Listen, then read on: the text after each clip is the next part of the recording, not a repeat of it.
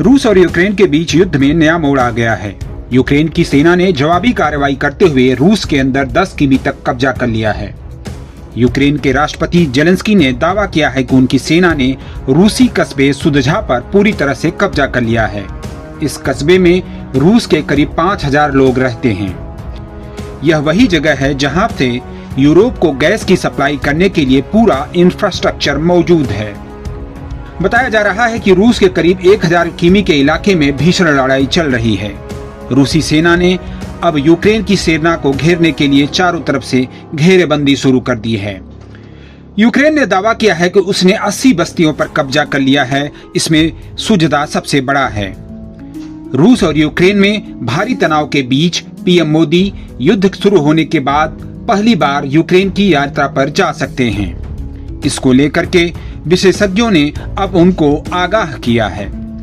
रक्षा मामलों के विचर्चित विशेषज्ञ ब्रह्माचलानी ने एक ट्वीट में कहा कि पीएम मोदी को यूक्रेन जाने की बजाय पड़ोस पर ध्यान देने की सख्त जरूरत है। चलानी ने लिखा, पीएम मोदी की कीव यात्रा के लिए इससे ज्यादा खराब टाइम कोई नहीं हो सकता है।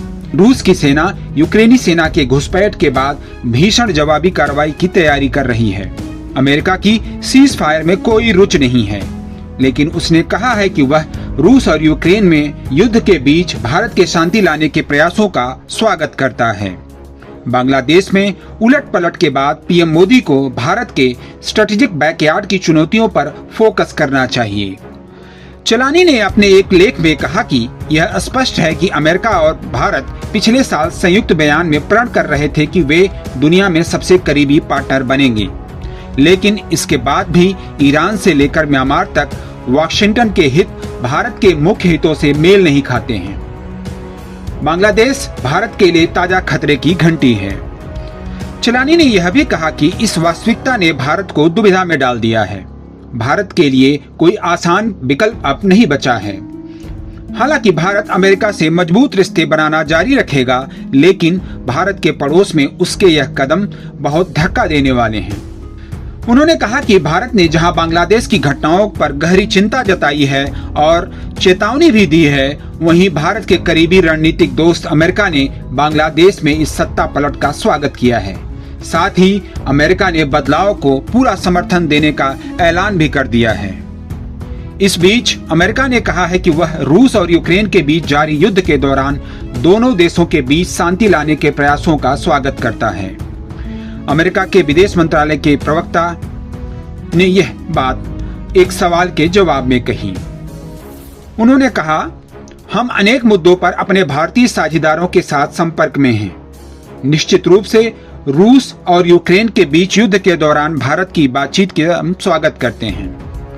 बताया जा रहा है कि पीएम मोदी 21 से 23 अगस्त तक पोलैंड और यूक्रेन की यात्रा पर जा सकते हैं। हालांकि अभी तक इस बारे में कोई आधिकारिक घोषणा नहीं की गई है। दर्शकों, आपको बता दें कि पिछले 10 दिनों में यूक्रेन की सेना रूस के अंदर करीब 10 किलोमीटर तक घुसी हुई है और जेलेंस्की ने ऐलान किया है कि उन्होंने सुजदा कस्बे पर कब्जा कर लिया है और यहीं पर यूक्रेन की सेना ने अपना ऑफिस भी बना लिया है।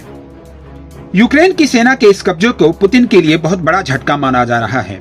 दूसरे विश्व युद्ध के बाद ऐसा पहली बार हुआ है जब रूस की जमीन पर किसी दूसरे देश की सेना ने कब्जा किया है। इसी वजह से अब रूस की सेना बड़ा पलटवार कर रही है। कई इलाकों को मुक्त कराने का दावा किया गया है, लेकिन इन सब के बीच पुतिन की भारी किरकिरी हो रही है। पुतिन भारत के दोस्त हैं और पीएम मोदी का इस समय वहां जाना विशेषज्ञों को खटक रहा है।